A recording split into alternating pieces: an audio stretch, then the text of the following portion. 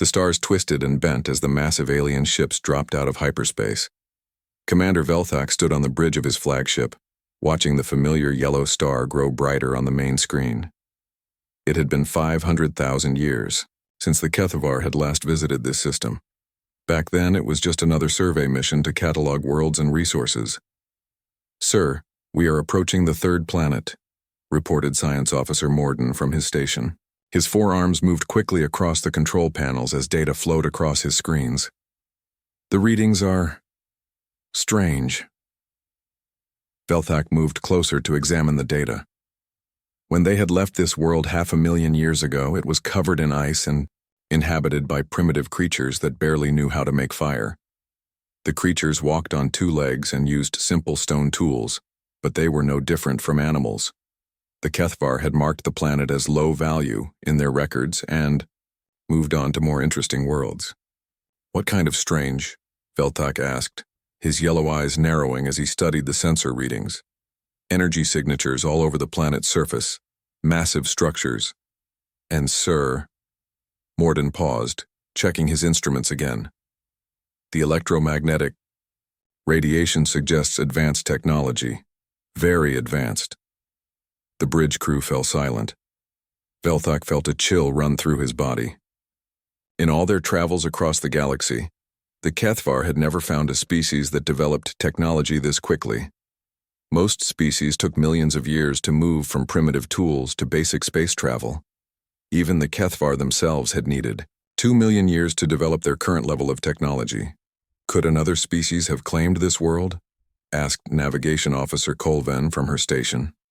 "That's what we need to find out," Velthak replied. "Take us closer, but keep our weapons ready. If someone else is here, we need to know who they are." The Kethvar fleet moved slowly toward the blue and green planet. As they got closer, more details became clear on their sensors. The entire planet was covered with artificial structures. Massive cities stretched across the continents, connected by networks of roads and energy conduits.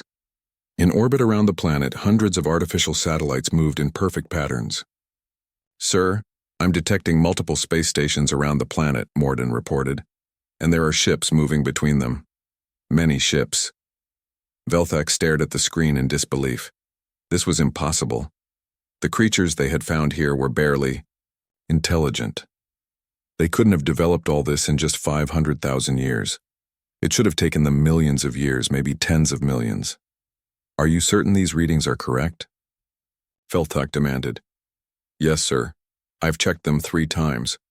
Whatever species lives here now, they have technology that matches our own, maybe even exceeds it in some areas." The commander felt a knot forming in his stomach. The Kethvar were one of the oldest and most advanced species in the galaxy. They had explored thousands of worlds and encountered hundreds of different species. None of them had ever developed technology this quickly. "Sir, we're receiving a transmission," announced Communications Officer Vashati. "It's coming from the planet." "Put it through," Velthak ordered. The main screen flickered and then a face appeared. Velthak gasped. It was one of the primitive creatures they had found 500,000 years ago, but changed. The being's face was smooth and intelligent with bright eyes that seemed to look right through the screen. When it spoke, its voice was calm and confident. "Unknown vessels, this is Admiral Kim Taeho of the United Earth Defense Force. You have entered Earth's solar system without permission. Please state your intentions and identify yourselves." Velthak's mind reeled. Earth. The creatures called their world Earth, and they had a defense force. They had developed language, technology, and military organization. How was this possible? "I am Commander Velthak of the Kethvar Hegemony," he replied, trying to keep his voice steady. We have visited this world before. Long ago." "How long ago?" Admiral Kim asked. His tone was polite but firm. 500,000 of your years," Velthak answered. There was a long pause. Then Admiral Kim smiled, and somehow that smile made Velthak feel very uncomfortable. 500,000 years. That would put you in the late Pleistocene period. We have some archaeological evidence of alien visitors during that time. You must be one of the species that left artifacts behind. Left artifacts behind, Velthak remembered now. They had left some survey drones on the planet to monitor the primitive creatures. Standard procedure for low-value worlds. But those drones contained advanced HFY technology. We would like to establish formal contact, Velthak said carefully. Perhaps we could meet with your leaders. Of course, Admiral Kim replied. But first you'll need to submit to a security scan and follow our ships to the designated meeting zone. I hope you understand. We have protocols for first contact situations. Protocols, security scans, meeting zones. These creatures had developed complex diplomatic and military systems. Velthak felt another chill run through his body. We agree to your terms, he said. Excellent. Please prepare to be escorted by our ships. They should be visible on your sensors now. Velthak looked at Morden, who was frantically checking his instruments. The science officer's face had gone pale. Sir, there are 12 ships surrounding our fleet. They just appeared. Our sensors didn't detect them approaching. On the screen, Admiral Kim's smile grew wider. Our ships use stealth technology adapted from various sources. We've had a lot of teachers over the years. Welcome to Earth, Commander Velthak. I think you'll find our world has changed quite a bit since your last visit. The transmission ended, leaving the HFY bridge in stunned silence. Velthak stared at the screen, trying to process what had just happened. The primitive creatures they had dismissed as barely intelligent animals had not only developed advanced technology, but they had stealth capabilities that could fool HFY sensors. Sir, what are your orders? Asked Navigation Officer Cole, Ven.Vel, that looked around at his crew. Fear was written on every face. They were all thinking the same thing. Something impossible had happened on this world. The creatures they had left behind had become something far more dangerous than anyone could have imagined. Follow their ships, Velthak ordered quietly, and send a message to the hegemony.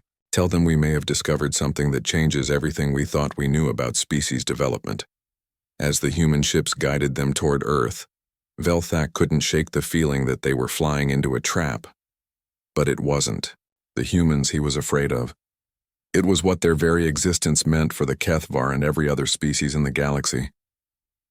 The human ships moved like predators through space, sleek and silent as they guided the HFY fleet toward Earth. Commander Velthak watched them on his screens, noting how they seemed to bend light around their hulls. The technology was impressive, but what worried him more was how easily the humans had surrounded his entire fleet without being detected. Sir, we are receiving detailed scans from the human vessels, reported Science Officer Morden. They're analyzing our hull composition, weapon systems, and power signatures, very thorough scans. Are they threatening us? Velthak asked. No, sir. It seems more like curiosity, like they're studying us. The word studying sent another chill through Velthak's body. He had been a military commander for over 3 centuries, and he knew the difference between a security scan and a tactical analysis. The humans were learning everything they could about HFY technology. As they approached Earth, Velthak could see the planet in all its transformed glory. Massive space elevators stretched from the surface to orbital stations. Ships moved between the stations in perfectly organized traffic patterns. The entire system showed a level of coordination and planning that spoke of centuries of development. Commander, we're being directed to dock at that station. Navigation Officer Colvin pointed to a large orbital platform. The station was beautiful and terrifying at the same time. Its design was nothing like HFY architecture, but Velthak could see elements from other species mixed into the structure. Parts that looked like Veltar technology, sections that resembled more Keth design principles, and materials that seemed to come from a dozen different worlds. Sir, Admiral Kim is requesting that you and a small diplomatic team transfer to his ship for the meeting. Communications Officer Vashati announced. Vel Thak selected Ambassador Zithmar and 2 guards to accompany him. As they prepared to transfer to the human vessel, Velthak couldn't help but notice how advanced the human docking systems were. The technology was smoother and more efficient than anything the HFY had developed. Admiral Kim met them in the docking bay personally. He was tall for his species, with dark hair and intelligent eyes that seemed to take in every detail. Behind him stood other humans in military uniforms, all watching the Kethvar delegation with calm interest. "Welcome aboard the Starship Harmony," Admiral Kim said in perfect Kethvar language. "I hope the translation systems are working correctly." Ambassador Zithmar stepped forward, his ceremonial robes marking him as a high-ranking diplomat. "We are honored by your reception, Admiral Kim. I am Ambassador Zithmar of the Kethvar hegemony. We come as representatives of one of the galaxy's oldest and most advanced civilizations." Admiral Kim nodded politely. "We're always interested in meeting new species. Please follow me to the conference room. President Park Hye-jin is waiting to meet with you via communication link from Earth." As they walked through the corridors of the human ship, Velthak noticed more evidence of mixed technologies. The walls contained materials he recognized from at least 5 different alien species, but they were integrated so seamlessly that they seemed to belong together. The conference room was simple but elegant. A large screen dominated one wall, showing the image of a human female in formal dress. President Park Hye-jin had silver hair and eyes that held the same quiet intelligence as Admiral Kim. "Greetings, Ambassador Zithmar," President Park said. "Admiral Kim has briefed me on your arrival. You mentioned that your people visited Earth 500,000 years ago." "Yes, Madam President," Zithmar replied. "At that time, your world was inhabited by primitive creatures who had barely discovered fire. We conducted a standard survey and marked your planet in our records. We are quite surprised to find such advanced development upon our return." President Park smiled, and like Admiral Kim's smile, it made Velthak feel uneasy. "Yes, we've come quite far since then. We have archaeological evidence of several alien visitations throughout our history. Your species left behind some interesting artifacts that helped accelerate our development." "Artifacts?" Zithmar asked. "Survey drones, mainly. Your people left them to monitor our world. We found them about 400,000 years ago and reverse-engineered the technology. It gave us quite a boost in our early development." Velthak felt his heart sink. The survey drones contained advanced Kethvar technology, faster-than-light communication systems, quantum processors, and energy manipulation tools. If the humans had found them and learned from them. "We're very grateful to your people," President Park continued, "and to all the other species that visited us over the years. Each one taught us something new." "Other species?" Zithmar asked. Dr. Lee Min-ho, a human scientist, stepped forward with a data pad. "We have records of at least 47 different alien species that visited Earth at various times throughout our history. Each contact event helped us advance our technology and understanding of the universe." 47 species. Velthak's mind raced. He knew of several species that had gone missing over the past few 100,000 years. The Veltar had vanished, suddenly about 200,000 years ago. The Morketh Empire had collapsed 300,000 years ago. The Zephani had simply disappeared from the galaxy 50,000 years ago. "What happened to these other species?" Velthak asked, breaking diplomatic protocol. President Park's expression didn't change, but something in her eyes grew colder. "That's an interesting question, Commander. Many of them seem to have experienced significant changes in their galactic presence over time. Some expanded into new regions of space. Others, well, the galaxy is a dangerous place." The way she said it made Velthak's skin crawl. There was something underneath her words, something she wasn't saying directly. "We would like to establish formal diplomatic relations with your hegemony," Ambassador Zithmar said, trying to regain control of the conversation. "Perhaps we could arrange a cultural and technological exchange." "We'd be very interested in that," Admiral Kim replied. "We've always been eager to learn from more advanced species. Your technology could teach us quite a lot." The word "learn" again. Everything the humans said seemed to come back to learning, studying, and advancing their own capabilities. "Of course, we would expect some recognition of our prior claim to this system," Zithmar added. "Our survey records clearly show that the Kethvar discovered and cataloged this world." The room fell silent.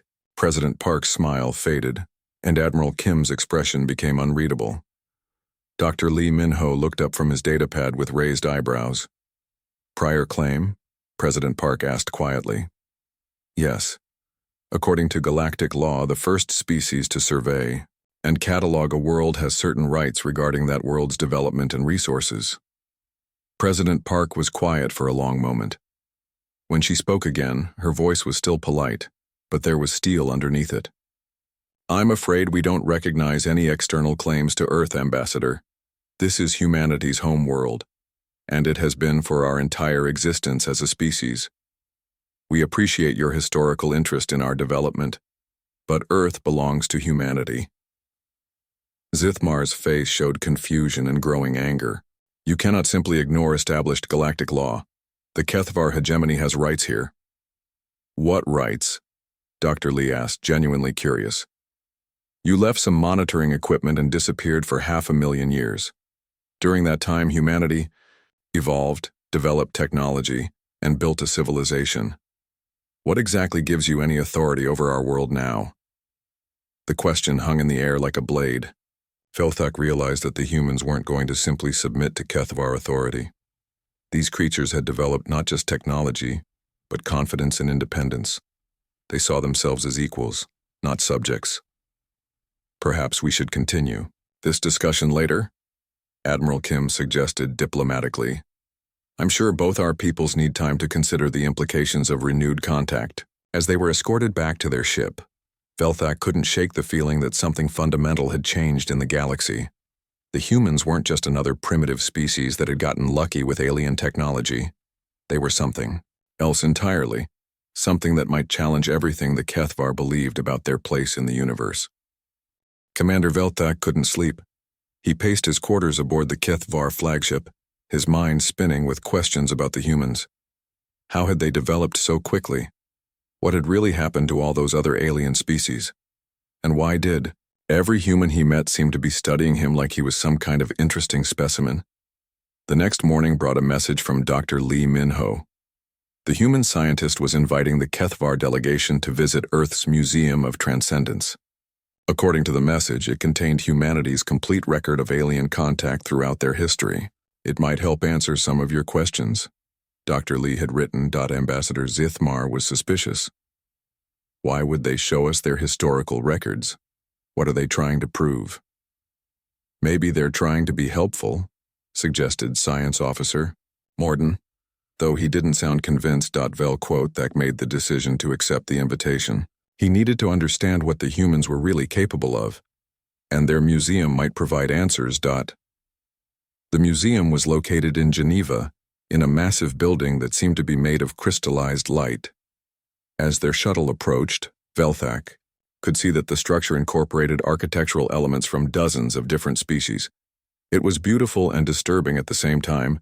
Dr. Lee met them at the entrance, accompanied by a woman introduced as Dr. Cho Yoon-ji, the museum's chief curator. Both humans wore friendly smiles, but Velthak was beginning to understand that human smiles could mean many different things.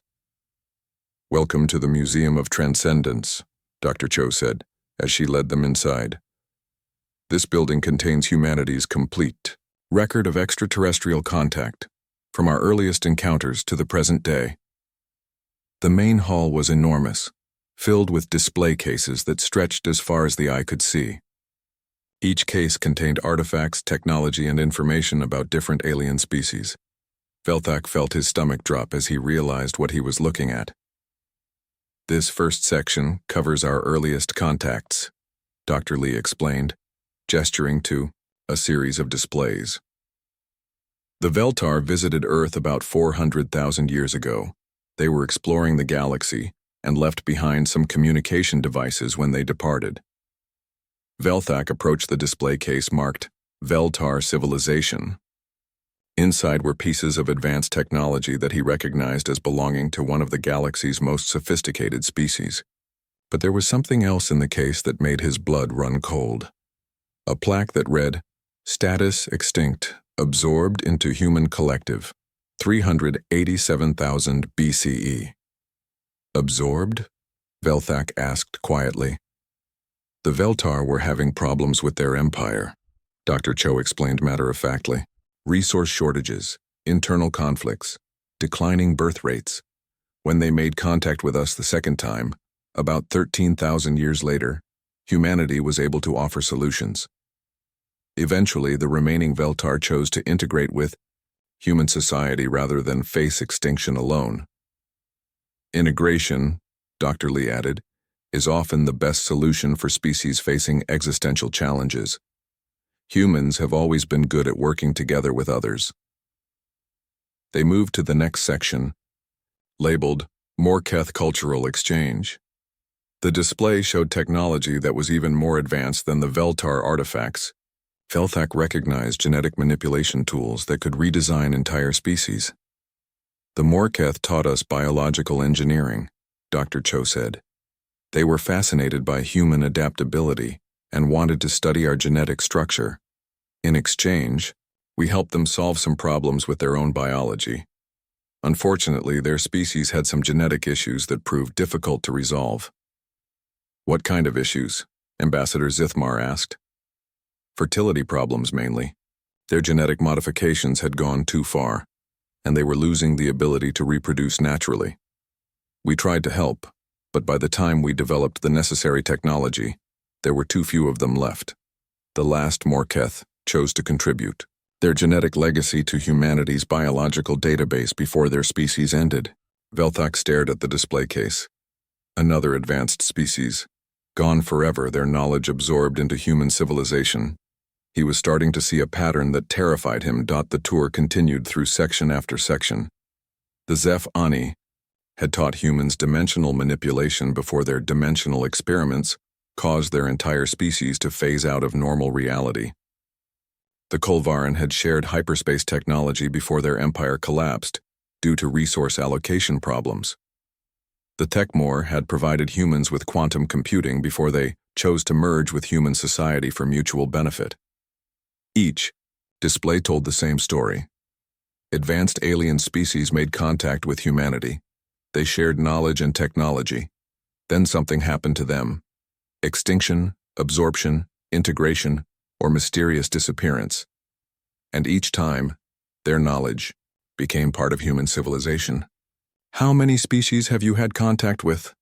Velthak asked, though he was afraid to hear the answer. 47 confirmed contacts, Dr. Lee replied. Though we suspect there may have been others that didn't leave clear archaeological evidence. And what happened to all of them? Dr. Cho smiled that unsettling human smile. Different things. Some species chose to join human civilization when they faced extinction. Others taught us what they knew and then moved on to explore other parts of the galaxy. A few had accidents or conflicts that ended their ability to maintain their civilizations. Accidents, Velthak repeated. The galaxy is a dangerous place, Dr. Lee said. Cosmic radiation, black holes, resource depletion, genetic drift, social collapse. There are so many ways a species can face extinction. Humans have been fortunate to learn from so many different teachers before they face their own challenges. They stopped at a display case that made Velthak's heart almost stop beating. It contained artifacts that looked exactly like Kethvar technology, but the label read, Kethmar Collective, Status Extinct, 47,000 BCE. You've met others like us before? Velthak said, his voice barely above a whisper. Oh yes, Dr. Cho replied cheerfully. The Kethmar were very similar to your people. Same basic physiology, similar technology, comparable social structure. They visited Earth during the last ice age and were quite helpful in teaching early humans about energy manipulation and quantum mechanics. What happened to them? They tried to claim ownership of Earth based on prior discovery rights, Dr. Lee explained. When humanity refused to accept their authority, the Kethmar decided to enforce their claim militarily. Unfortunately, they underestimated how much we had learned from our previous teachers. The conflict was brief but decisive. Velthak felt like he was falling into a black hole. The humans had already fought and defeated a species identical to the Kethvar. They had taken the Kethmar's technology, learned from their mistakes, and added their knowledge to the ever-growing human collection.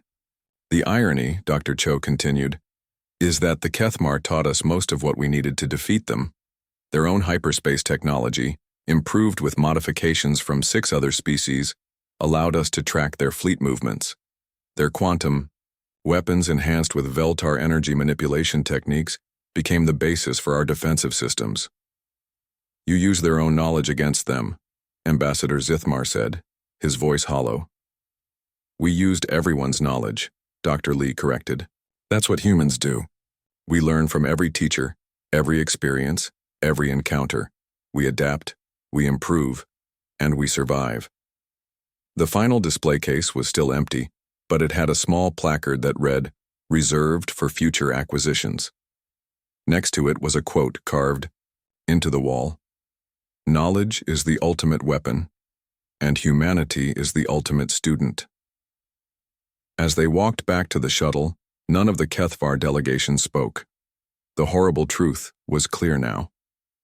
Humanity didn't just develop quickly. They consumed other species' knowledge and technology, growing stronger with each encounter. Every alien visitor became a teacher, whether they wanted to or not.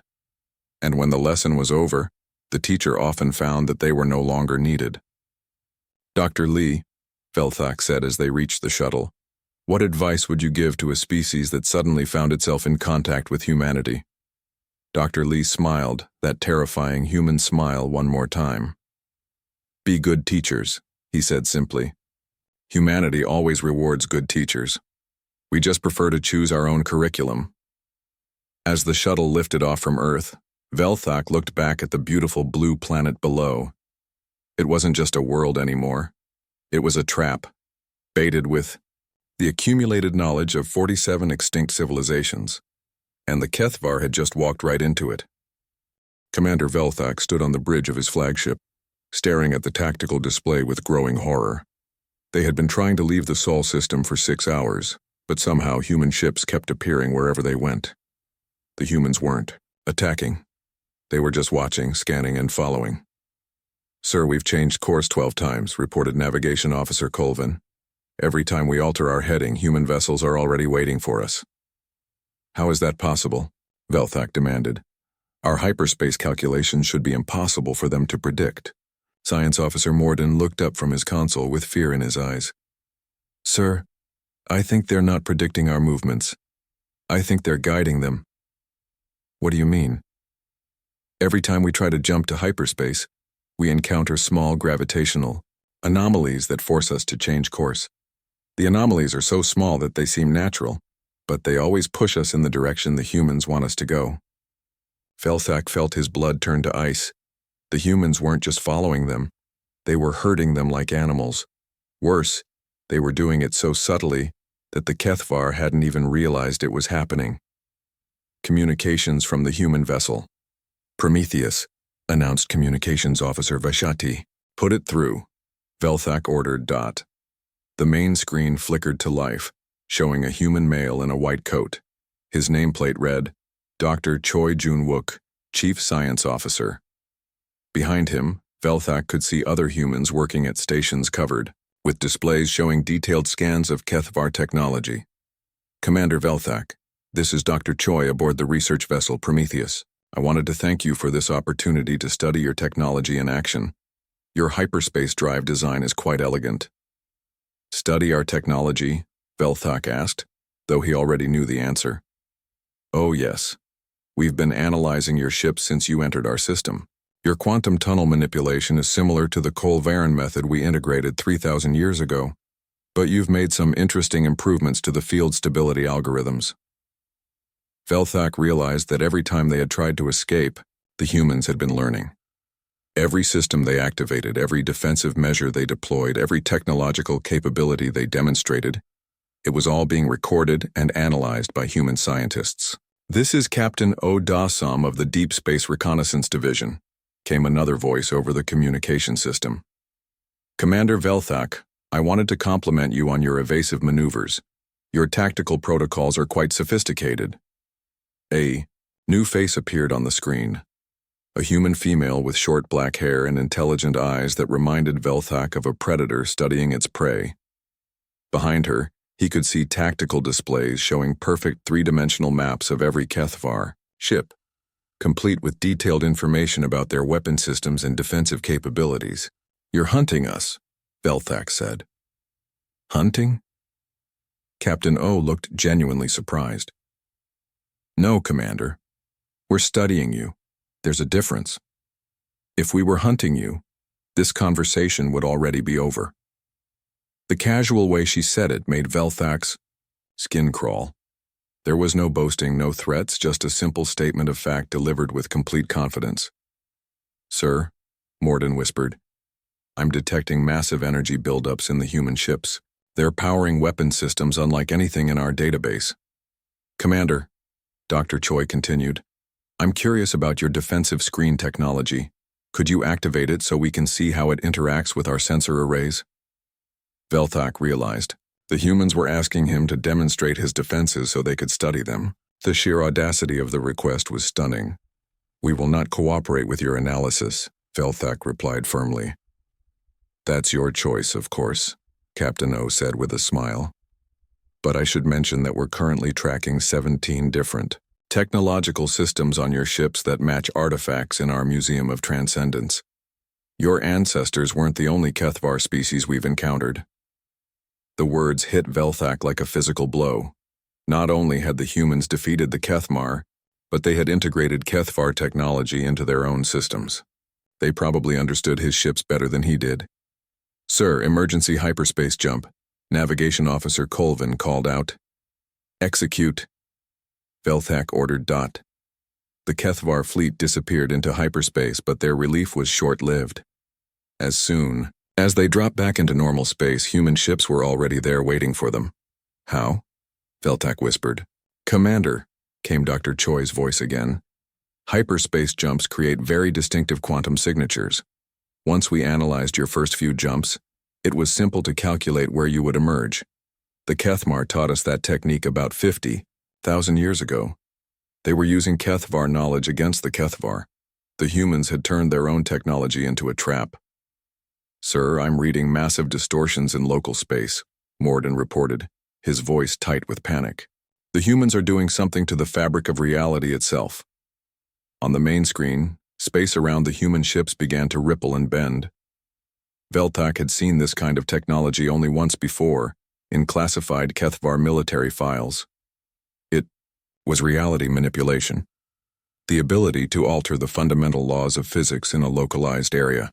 "Impressive, isn't it?" Dr. Choi said. "We learned this from the Thekmor about 30,000 years ago. They called it dimensional engineering, very useful for controlling the movement of enemy fleets." Velthak watched in horror as space itself formed invisible walls around his fleet. They were trapped in a pocket of altered reality, unable to move in any direction without human permission. "This is impossible," Ambassador Zithmar said from his station. "Reality manipulation requires technology that takes millions of years to develop. How could you have mastered it in such a short time?" "We had good teachers," Captain O replied. 47 different species worth of good teachers. Each one showed us a piece of the puzzle. We just put all the pieces together." "Sir, I'm detecting more human ships decloaking," Morden reported. "Dozens of them. They were here the entire time." The tactical display showed the true scope of the human fleet. The HFY were outnumbered 10-1 by ships using technology that combined the best innovations from every species humanity had ever encountered. "Commander Velthak," came a new voice over the communication system. This one belonged to an older human male with gray hair and sharp eyes. "This is Admiral Kim Taeho. I think it's time we had a more direct conversation." Admiral Kim's image appeared on the main screen, and behind him, Velthak could see the bridge of what was obviously a massive warship. The design incorporated elements from dozens of different species, but it was uniquely human in its elegant efficiency. "You've been testing us," Velthak said. "Yes," Admiral Kim replied without any attempt to deny it. "Every species that encounters humanity goes through the same evaluation process. We need to understand your technology, your capabilities, your intentions, and your potential contribution to human civilization." "Contribution?" Every species has something to teach us, Commander. The Veltar taught us about energy manipulation. The Morketh showed us genetic engineering. The Zephani revealed dimensional physics. Even the Kethmar, who tried to conquer us, contributed valuable knowledge about quantum warfare. Admiral Kim paused, letting his words sink in before continuing. The question now is what the Kethvar will teach us. Your hyperspace technology has some interesting innovations. Your reality sensors are more sophisticated than anything we've seen before. And your social organization shows some fascinating adaptations we haven't encountered. You're planning to absorb us like you did the others, Velthak said. That depends entirely on you, Admiral Kim replied. Some species choose to join humanity voluntarily, contributing their knowledge in exchange for a place in our civilization.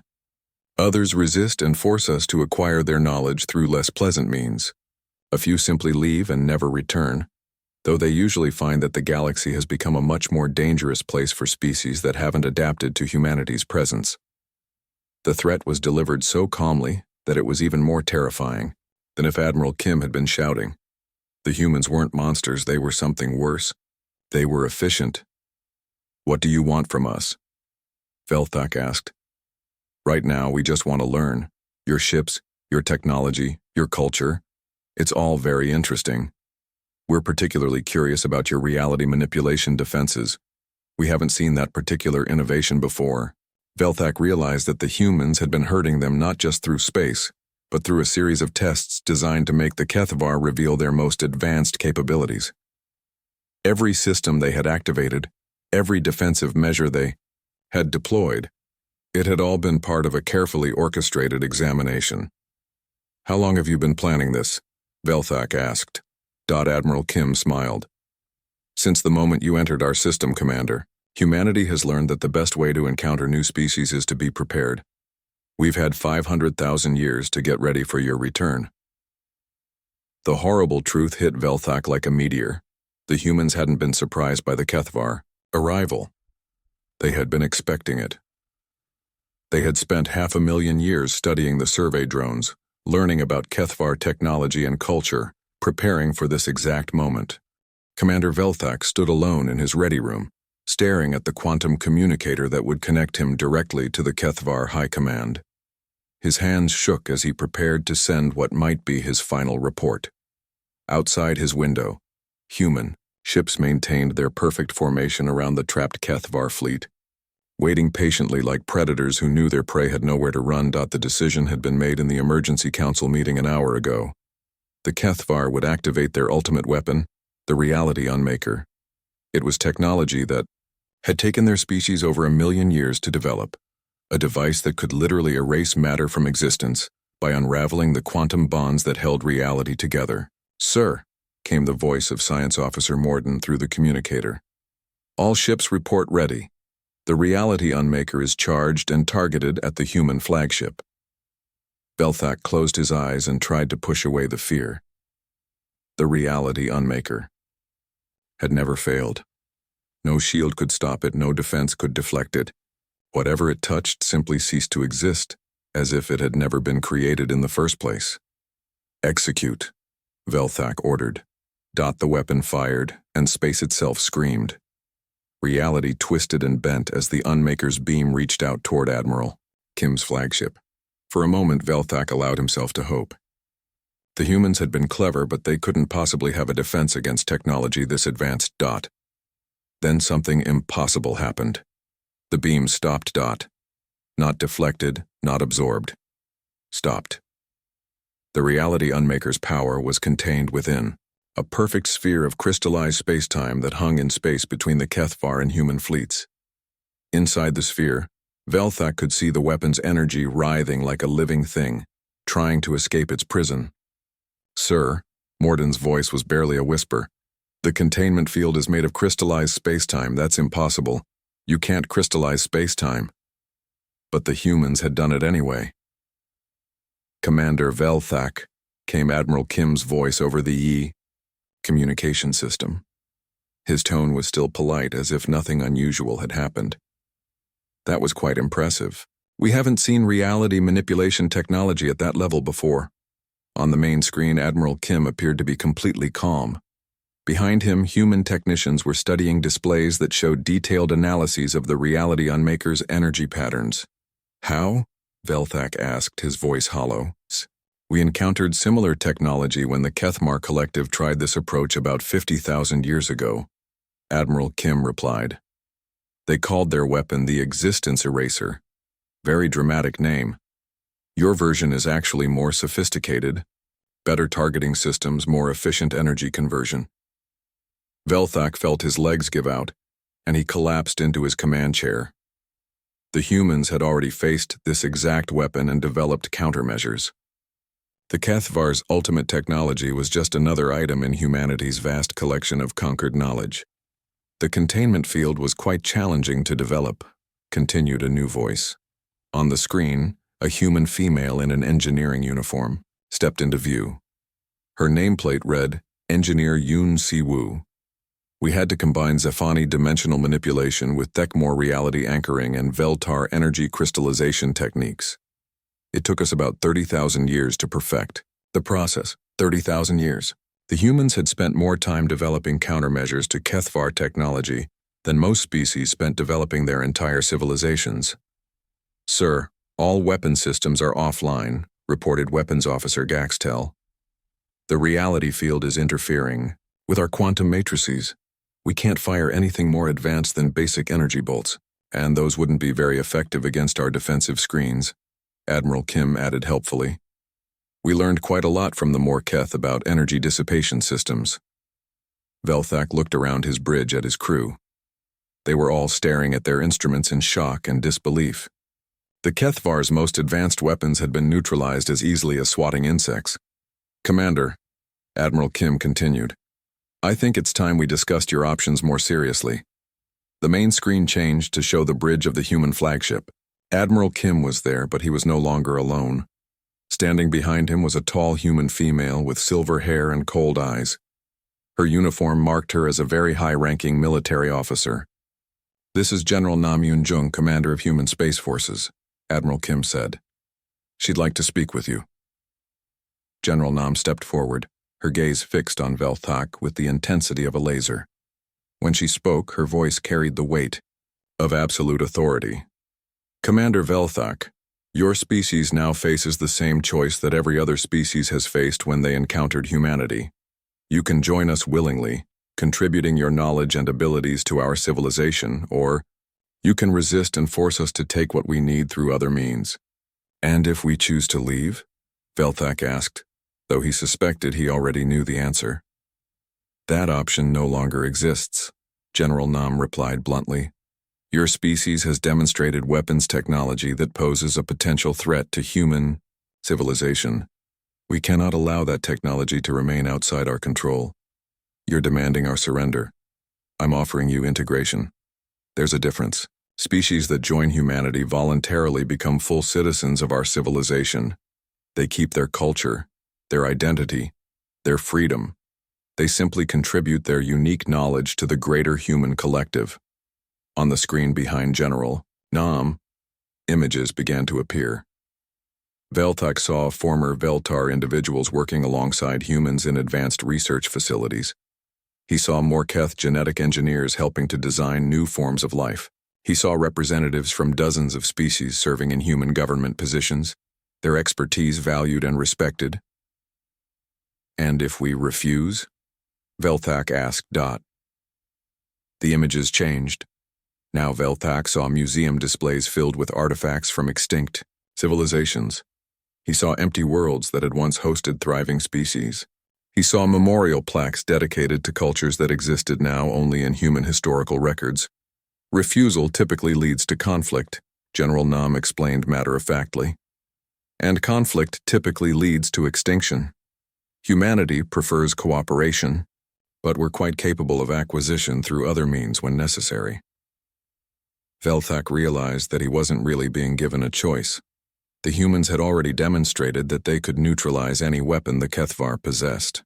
His fleet was trapped, his technology was being analyzed in real time, and his species' most closely guarded secrets had already been added to humanity's vast database of knowledge. What guarantee do we have that you'll honor your promises? Velthak asked.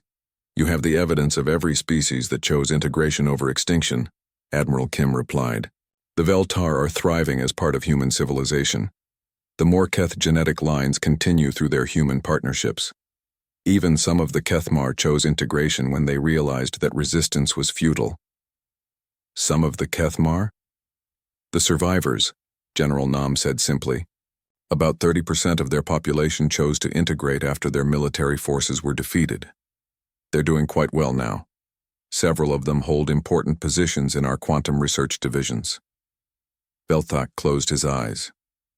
The humans had already fought and defeated a species identical to his own. They had absorbed the survivors and learned everything there was to know about Kethavar technology and culture. His people weren't even unique anymore. They were just another variation on a theme humanity had already mastered. I need to consult with my government, Velthak said finally. Of course, Admiral Kim replied, but I should mention that we're monitoring your quantum communications. We wouldn't want any misunderstandings about your situation to reach the hegemony.